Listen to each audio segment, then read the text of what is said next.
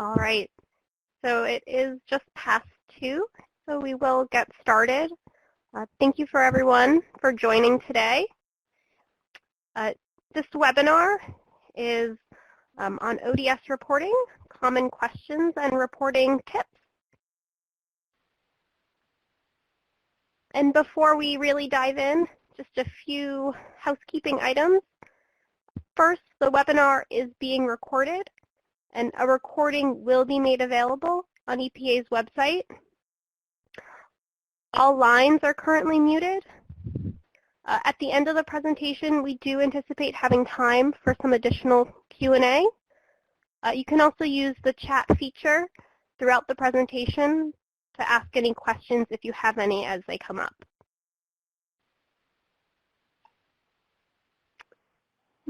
Catherine, do you want to say a few words? Sure. This is Catherine Sleesman, and I want to thank everyone for joining us. I'll be taking over more of Mike's responsibilities in overseeing the electronic database. And I want to thank you for transitioning to our new system. Since we migrated in July, almost all of you have registered in CDX and have been using our new forms.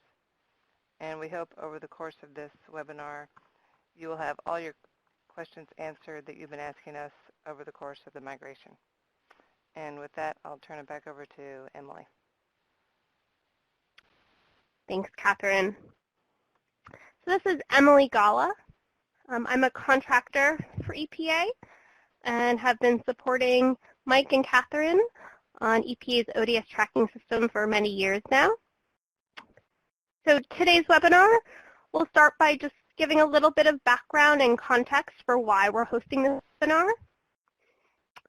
And then I'll go through a number of common questions and reporting tips that we've received over the past year. And these questions will be bucketed into 3 key topic areas. First is registering with CDX. The second one is preparing your submission. And lastly, submitting data through CDX. And then we'll have some time for additional questions at the end.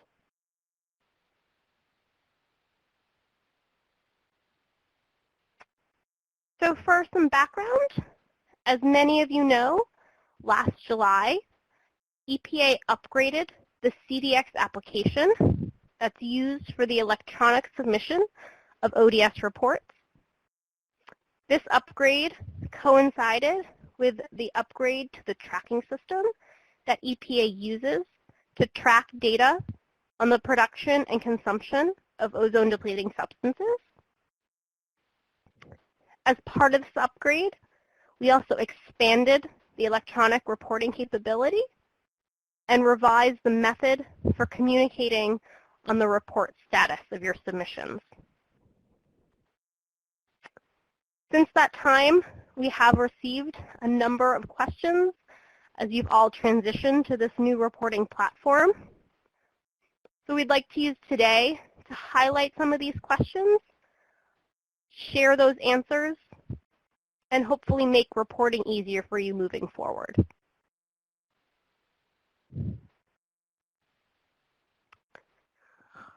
With that said, we'll move into the first topic area on registering with CDX.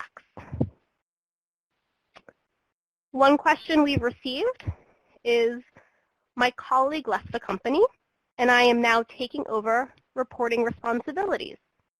Can I use their CDX account to submit ODS reports? And the answer to this is no. CDX accounts are user-specific. So each user should register under a separate CDX account.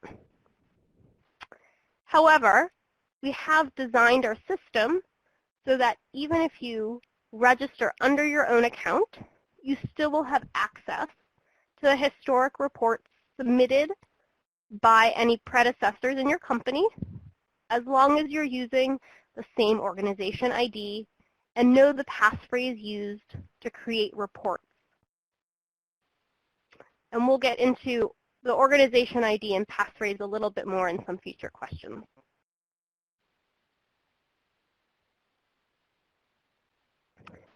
Another common question we've received is, which organization should I register under? And why does it matter if I use a consistent organization ID to submit ODS reports?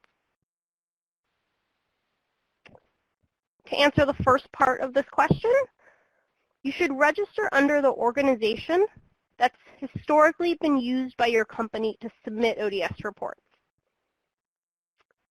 And because ODS reports are reported to EPA at the entity level and not the facility level, we recognize that sometimes the address information for an organization in CDX might not match your personal address information.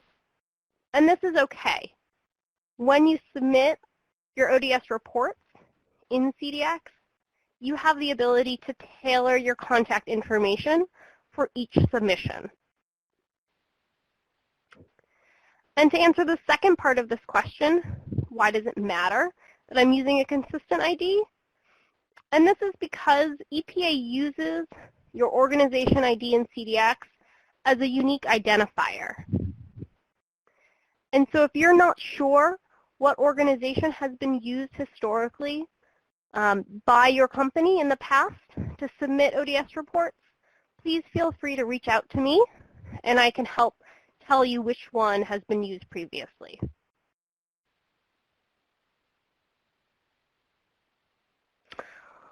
What if my organization name changes?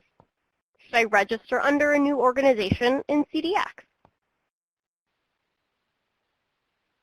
In most cases, the answer to this is yes. Similar to how you've informed EPA in the past of name changes, you should be using a new organization name in CDX as well.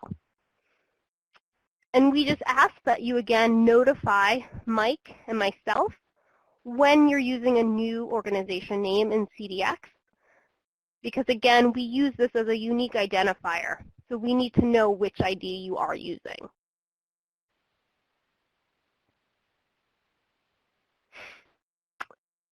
What should I do if my organization does not already exist in CDX?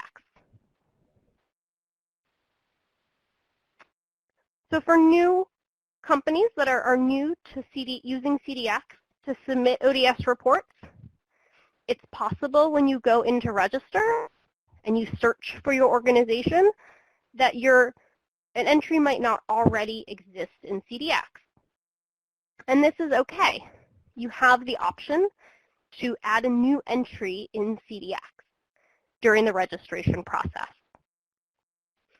And again, after you register, we just ask that you notify Mike and myself which organization you've registered under and which one you'll be using moving forward to submit ODS reports.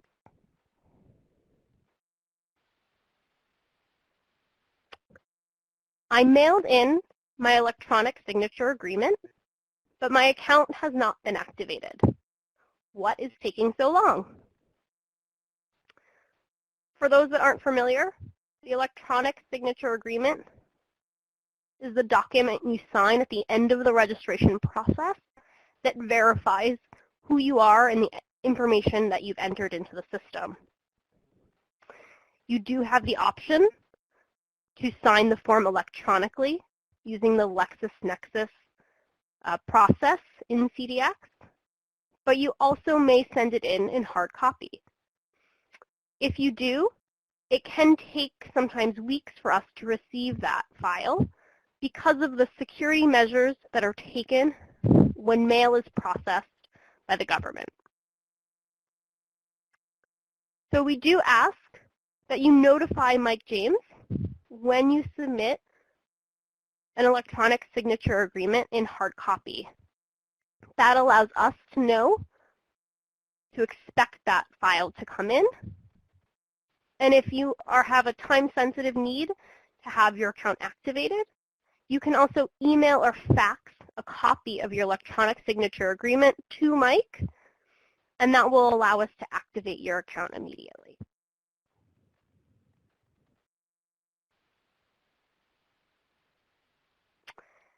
And then finally, I forgot my CDX account password. How do I access my account? So you can contact the CDX help desk, and they can reset your password. CDX accounts do require you to change your password every 90 days. So it is likely for those of you that are only reporting on a quarterly basis that every time you log in to submit your quarterly report, you may be asked to change your password, which can lead to forgetting it easily. So if you do forget your password, again, the help desk is who to call, and they can help activate or reset your password so you can get into your account.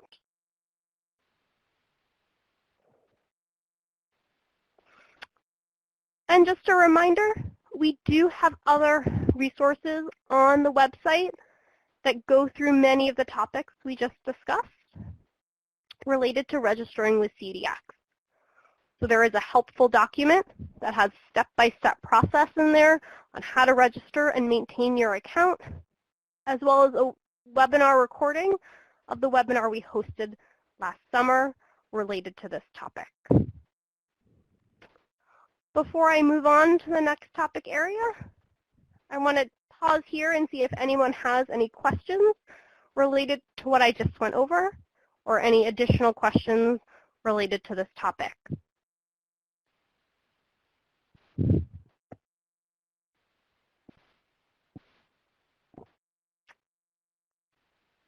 All right.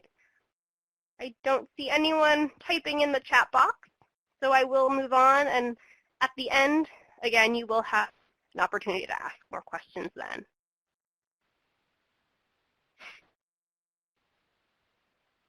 Moving into our next topic area on preparing ODS submissions. So a very common question we get is, where can I find the ODS reporting forms? All of our reporting forms are available on the ODS reporting website.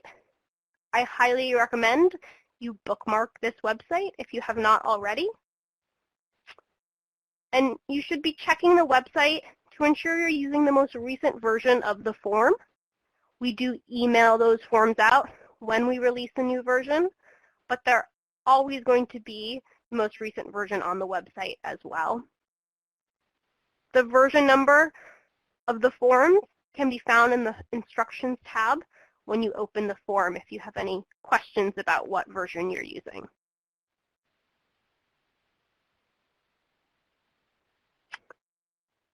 Another question we've gotten is, when you've completed filling out your form and you click on the Prepare Submission button at the end, but nothing happens, what do you do? Most likely, nothing is happening because the macros in your form have not been enabled. And this is important in order to allow for that button to work. When you open your form, you'll often see a warning at the top that says macros are disabled. To enable them, all you'll need to do is click on the button, and then that button there should work for you.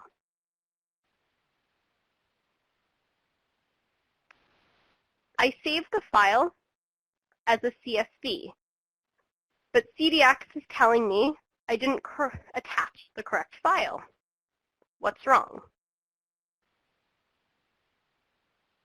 We do require the submission of a CSV file when you submit your report. However, this file must be generated by selecting the Prepare Submission button in the last section of the form. And this is because when you hit that button, the CSV that gets generated is specifically formatted to synchronize with the ODS tracking system. Therefore, if you just go to Save As and save it as a CSV that way, it won't be in the correct format for our system to accept the report.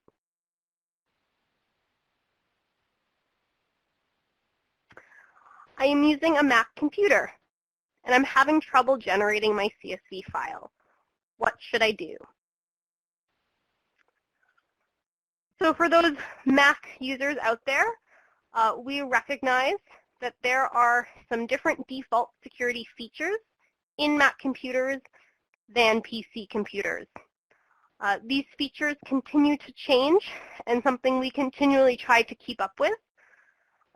In the most recent version of our forms that we released, version 3, we did include a workaround to ensure compatibility with our forms on Mac computers.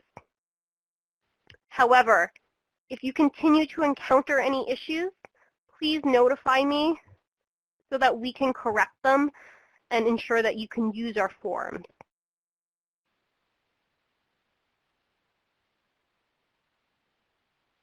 I received an error message stating that my report included invalid characters. What does that mean? An invalid character is a character that is not readable by our tracking system. In general, characters that are available on your keyboard are valid. However, there are certain symbols, such as accents or long dashes, that are not valid. These characters can get introduced into the activity data in your form, often if you're copying and pasting data from a Word file or an outside form. We ask that you be mindful of this when you're entering data into your form, because it does create issues when we try to import the data from the files into our system.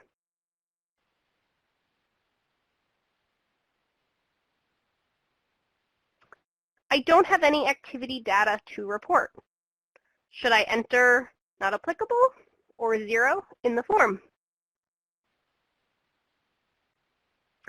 And in general, the answer to this is no. If you did not have any activity data during a certain quarter and you're going to submit your report, you should complete section 1 of the reporting form and leave the rest of the form blank. If there's a given field within a certain section of the form that's not applicable or is not required, then you should leave it blank. There are a few cases where we have given guidance to enter dummy data or NA into the form. And if you have received that specific guidance from EPA, please do follow it. But otherwise, our forms are programmed to only require entry of data into fields when it's needed. And therefore, we ask that you leave fields blank when they're not applicable.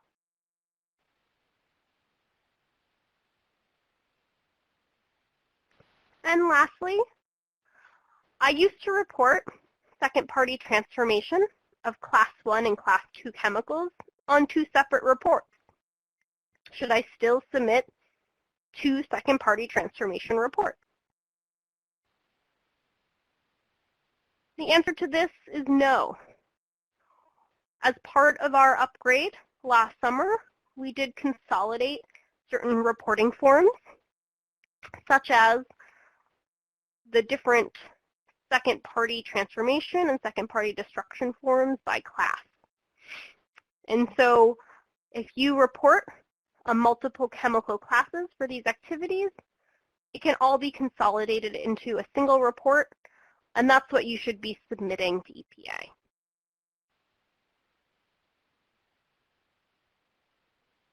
Again, pointing out that we do have additional resources on EPA's website available that talk about the process for preparing your submission, and there's a webinar recording as well.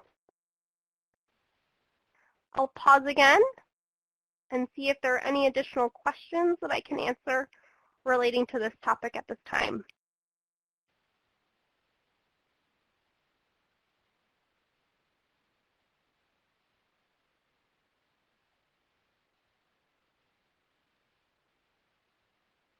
All right. So moving into our last topic area, which is submitting data through CDX. A very common question we get is that I can't remember my passphrase. Is there a way to reset it? Unfortunately, the answer is no. The passphrase is used by CDX as an encryption key to protect the contents of your submission. So CDX nor EPA have access to your passphrase, and we cannot retrieve it or reset it.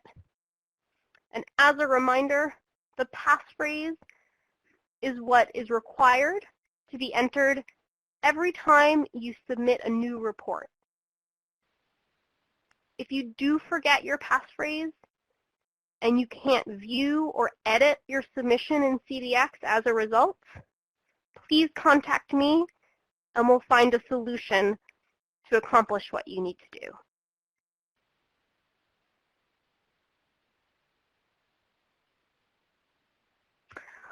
I received an error message indicating that my report is missing attachments, but I provided those attachments last quarter.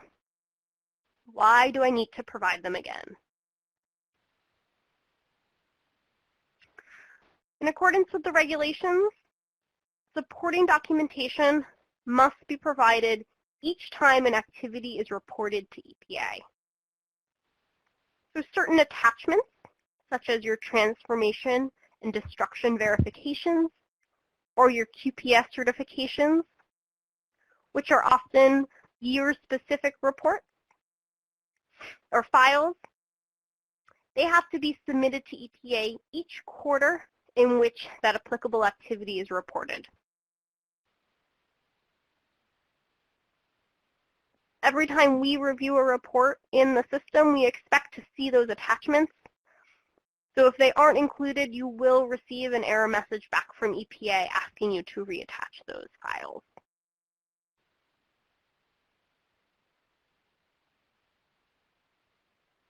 When I resubmit a report, should I include a copy of the previously submitted CSV and/or Excel file? The answer to this is no. For those of you that have resubmitted reports before, you may know that when you log into the system and go and access your report that was previously submitted, the original files that you submitted will continue to be in the form. We do ask that you remove those files by clicking the red X in the report attachment table, and then upload the revised files into CDX in order to submit the report.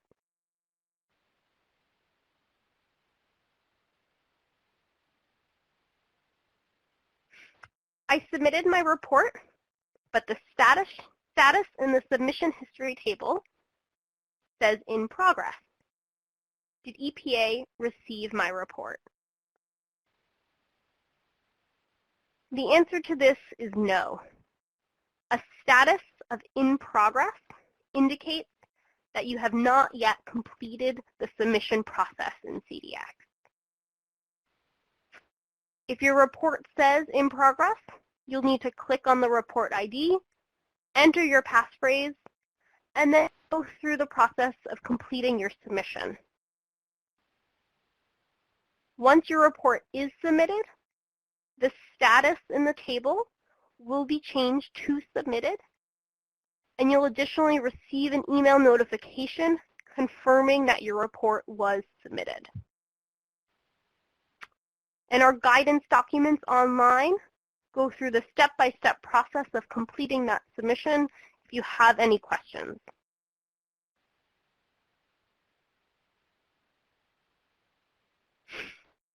When submitting a trade, how do I know which company to select as the transferee organization?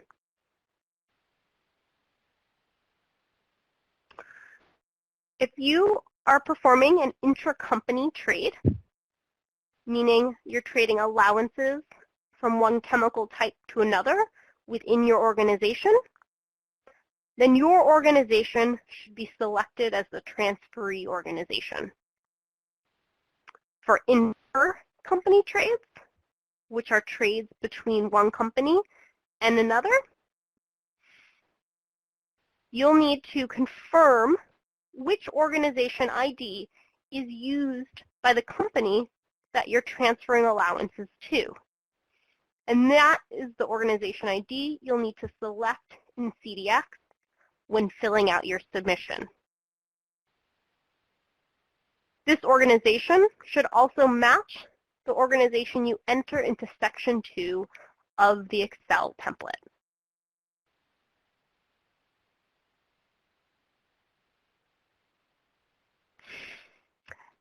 And again, these are links to the helpful documents and webinar recording on EPA's website related to the submission process. And I highly recommend, if you have any questions related to this topic, to look at these documents. We have tried to make them as comprehensive as possible.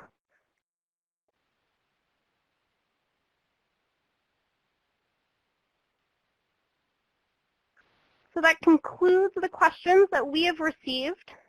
We hope this has been helpful. And I wanted to open it up to see if there are any additional questions or clarifications we can answer at this time.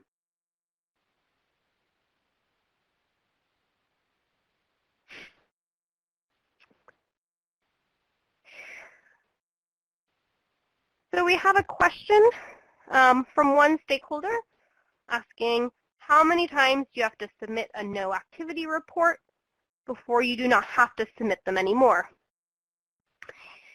And in general, if you have activity within a given reporting year, we expect to see 4 quarters worth of reports for that activity. This is why we ask for no activity reports, to ensure that we have data for the full year and are not missing any reports. So if you have no longer report on activity for an entire year, then you no longer need to submit no data reports to EPA.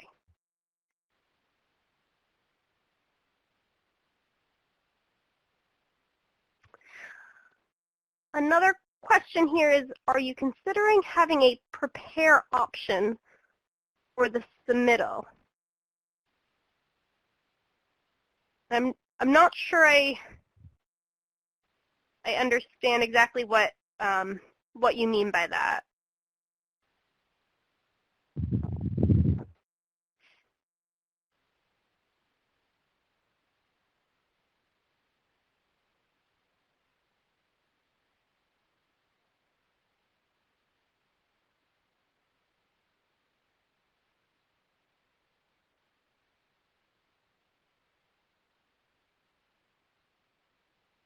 It looks like there are people typing, so give folks a few more minutes.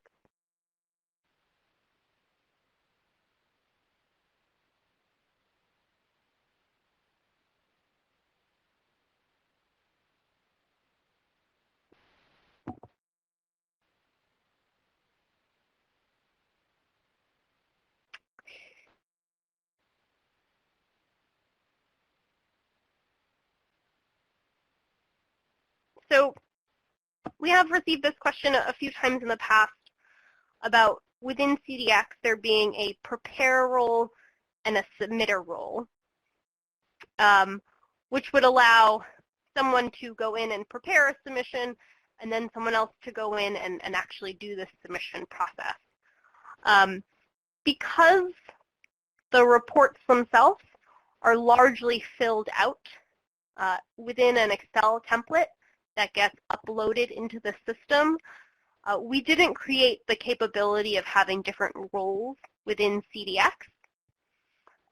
In theory, one person could prepare the submission in the Excel file, fill out the report, and have it in the table ready to submit, log out, and then another person could log in, go into that report, review it, and actually submit that. But that report So we didn't feel it was a necessity to have those different roles.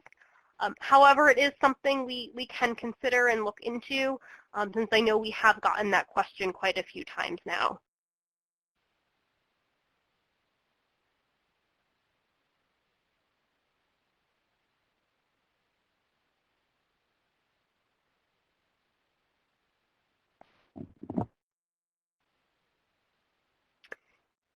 So yeah, we appreciate that feedback, and again, that's something we can look into to improve the process for all the submitters.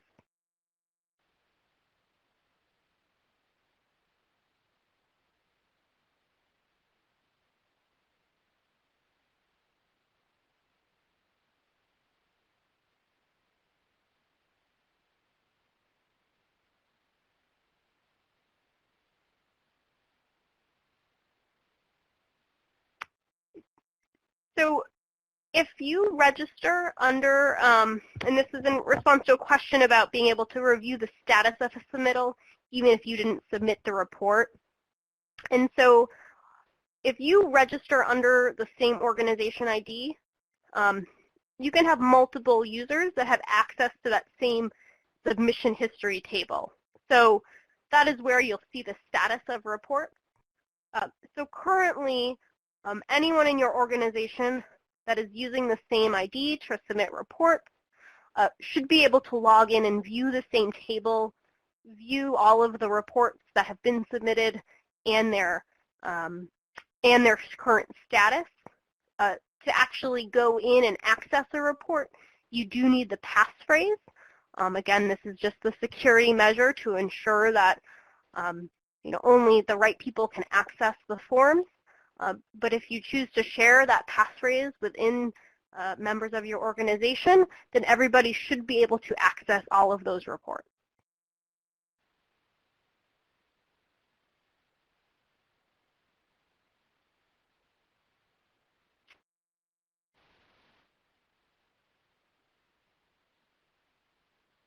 It doesn't look like there are any other questions coming our way.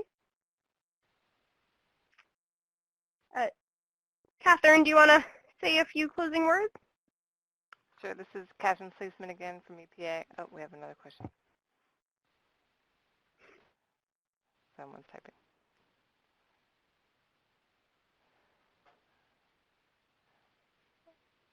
We will have a 508 compliant recording of the webinar up on our website as soon as possible.